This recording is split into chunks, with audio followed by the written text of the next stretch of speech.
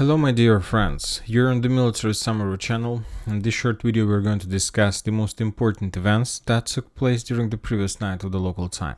And this night we got a lot of very interesting updates. Some of updates we saw during the night and some of them, to be more precise, the results of some updates we got just this morning. And first we're going to start with Kharkiv. During the previous night of the local time, the Russians made a very powerful strike using missiles. According to the sources we have, the Russians attack Kharkiv with Iskander strike, and as a result of that strike, as you can see, the Russians damaged a lot of buildings in residential area. The Russians are saying that probably they will say that they attacked the area with the concentration of Ukrainian forces or maybe some underground facilities, because as you can see according to this video, the strike took place exactly between the buildings. Not the building was attacked, but the area, to be more precise, the intersection of roads between the buildings. So maybe there was some kind of underground command center or something like this. This is the situation that took place in Kharkiv.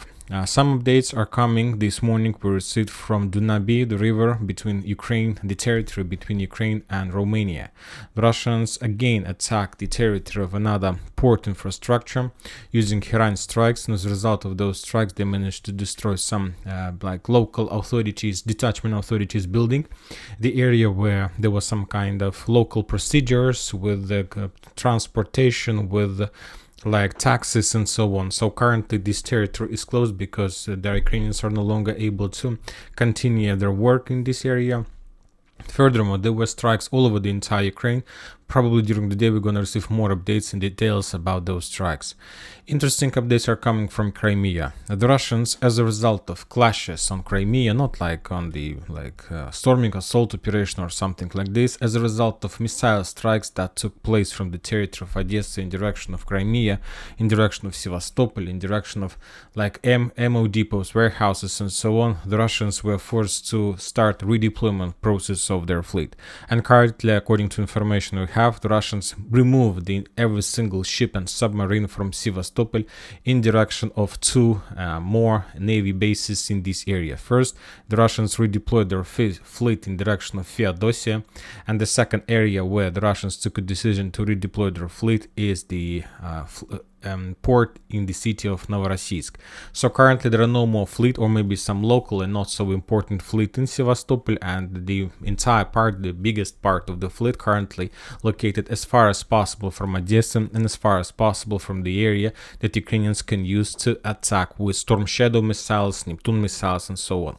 So the Russians realized and understand the risks they can't risk with the fleet, so that's why they took a decision to remove the ships and submarines from the dangerous zone. And this is very interesting update. Now we are moving to Kherson direction, and today we got significant number of FPV drone strikes from the Ukrainian side. This video is very important, and the main reason why we published this video is to understand the real positions of Ukrainian forces and the Russians in among the Dnipro islands and Kherson direction. And this is very important because, as I understand, there are very fierce clashes for the islands, and it's very difficult to understand which islands under Ukraine are under Ukrainian control, which islands under Russian control. But sometimes we get some geolocations, mainly with the usage of FPV drones, which allow us to understand the real situation on this territory. I have updated the map, and according to the bombings and FPV drone strikes that Ukrainians made during the previous days, I understand that I have colored this territory as an area under Russian control. At least I have fixed the map. So anyway, we understand that maybe the Russians have some problems in the vicinity of Dachi, and maybe on the islands between Nikolaevka, Kazatska, Novokakhovka, Dnipriany, but the Russians have a very strong foothold in the islands between Kherson and, let's say, Gola Pristan. And we understand why, because if the Ukrainians are able to unblock the islands, of course, then they will be able to include Kherson into the trade routes and to start some trading process, some cargo exchange, because Kherson also have some port infrastructure that Ukrainians can use for military purposes. So to control the islands in the Dnipro, along the Dnipro River, means security for the Russians in this direction. Now we are moving to Zaporizhzhia area. Today we also got some details and updates from this territory, and the most important one is that according to information we have, the next few days the weather in Zaporizhzhia is going to be very bad and rainy. That means that we're gonna see some kind of reducing of intensifying of actions in this area, and probably even a freeze of a combat on this territory because for some certain period of time. And this is the reason why the Ukrainians also stopped their offensive operation in the fields between Novoprokopovka, Verbovo in direction of Ocheretovate, also because of very bad weather. Of course, they try to develop their position somehow from the north to the west, but this just local developments in this area. For example, we got another detail from Ukrainian side how as a result of storming and assault operation, they managed to develop their positions a little bit to the south along the tree lines on the west of Verbovo, but without any attempts to storm or assault Verbovo itself. The Russians continue bombing and attacking the Ukrainian forces in this area. There was like a videos of another artillery strike, but also without any changes on the ground. Some Russian sources, military experts, reported that during the previous night the Ukrainians made at least 3 waves of attack in direction of Nistyryanka, in direction of Kopony, and in direction of between Rabotina and Kopony as well. For those purposes, the Ukrainians were using up to 20 armored vehicles, and that attack started somewhere at 10 p.m. of the local time yesterday on the 5th of October, and this morning we got report results that as a result of those clashes the Ukrainians were defeated, completely defeated. Most of the armored vehicles were destroyed and the Ukrainians were forced to step back. From one side, this is like the update without any geolocations about video confirmations, but during the previous months we also got the same reports from Rabotina and Verbovo when the Ukrainians were attacking, were defeated, and with a significant number of destroyed vehicles and so on. But as a result of those defeats and losses, they managed to establish control over Rabotina. So I won't be surprised if we see some changes on the ground along the combat line during the next week, because Kopony and Nistyryanka are located not so far from Novodanilovka, Novoandreevka, and the Ukrainians still have possibilities to attack in this direction even if the weather is going to be very bad. Also, we got some updates from Rabotina. The Russians continue bombing and attacking the trenches, the gray zone probably between Rabotina and Novoprokopovka with artillery strikes. The Ukrainians try to concentrate some forces to send some reconnaissance teams, but as a result of artillery clashes, mortar strikes, the Ukrainians can't concentrate significant forces, and so that's why this territory has had no changes since for the previous few days. Now we are moving further to Marinka direction, to South Donetsk direction. We got some updates on this area as well. The Ukrainians realized and understand that the situation in Novomikhailivka is getting worse, and they published another video how as a result of FPV drone strike they managed to discover the Russian position, the Russian concentration of forces, and as a result of that strike that position was destroyed. So we see that I believe that the next few days we're going to see more updates, more details from the Ukrainian side, exactly from the southern direction, because they understand that the Russians got very close to the city, and there is just one successful Russian. The Russians will be able to enter the city.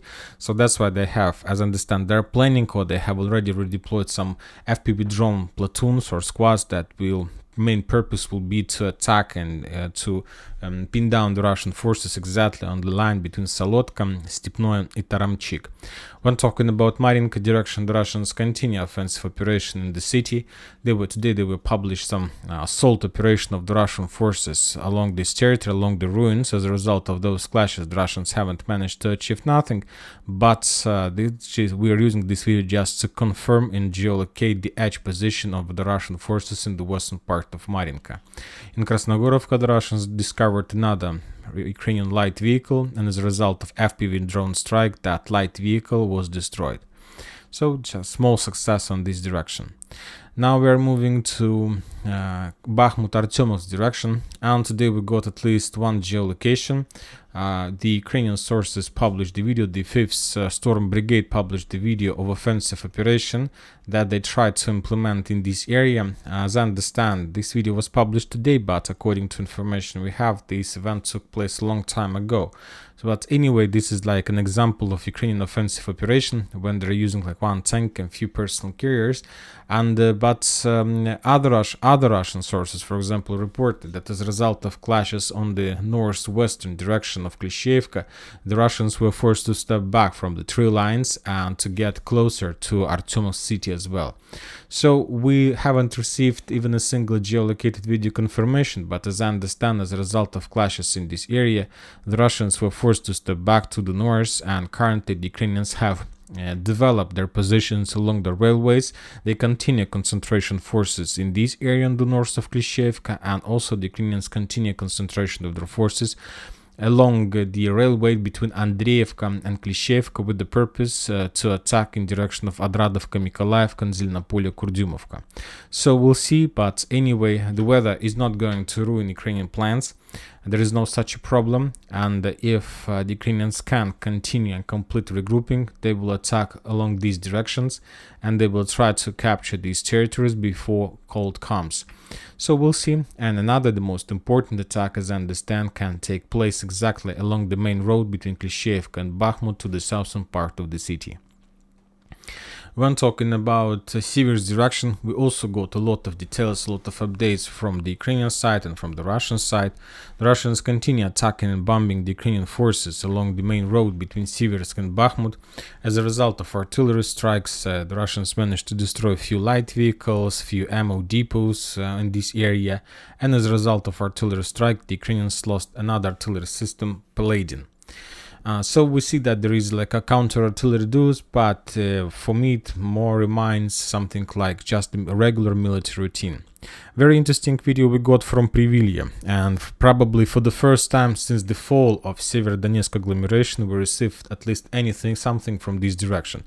But the videos were published by the Ukrainian forces, to be more precise, by the 12th Brigade Azov, those forces who protected and tried to defend Mariupol during the Mariupol battle. They published the squad recently was redeployed in direction of Crimea forest, and I was very surprised when we got the series of videos how the forces of that 12th Brigade were attacking and destroying the Russian positions, the Russian raiders, the Russian communication raiders, the Russian communication equipment, armored vehicles, supply trucks in the vicinity of Privilya. So this is very interesting because we have already discussed the Ukrainian pattern, and the Ukrainian pattern says that if there is an activity of drones, artilleries, and something like this at one direction, that means that very soon the Ukrainians probably will try to attack in this direction. And this is very important because we remember and we know that the closest Ukrainian position in this area is the city by the name of Belogorovka, that the Russians haven't managed to establish control over after they lost this city during the battle of autumn of 2022. So probably there are very high chances that Ukrainians might try to attack exactly in direction of Privilya and to get as close as possible to Lysychansk agglomeration. This is a possible solution. Tell the truth, the chances are very low, but anyway, everything might happen. Also, the Ukrainians published another video how they were bombing and attacking the concentration of Russian forces on Toretsk salient. As a result of those strikes, there was like a video of massive usage of cluster rounds.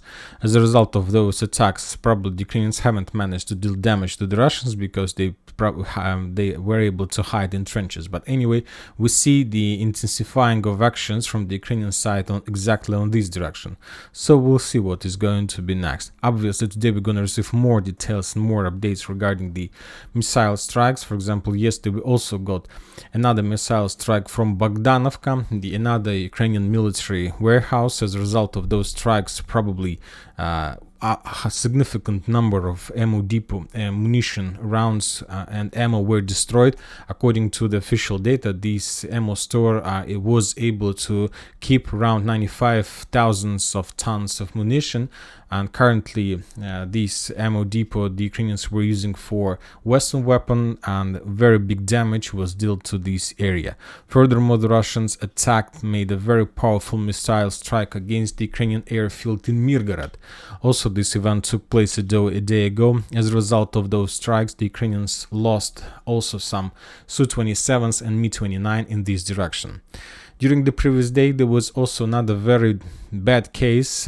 According to information we have, there was a missile strike against the city in Kharkiv area. For now, I haven't added this icon to the map because we need more information. As a result of that strike, up to 50 people, civilians, were killed, and currently it's very difficult to understand who exactly was attacking that territory, or the Russians or the Ukrainians, because both sides tried to blame each other in that attack. And that's it for today. Military Summary channel reminds you to condemn any violence in the world. Thank you for watching, subscribe to my channel, put your likes, join my Patreon, and have a good day. Bye bye.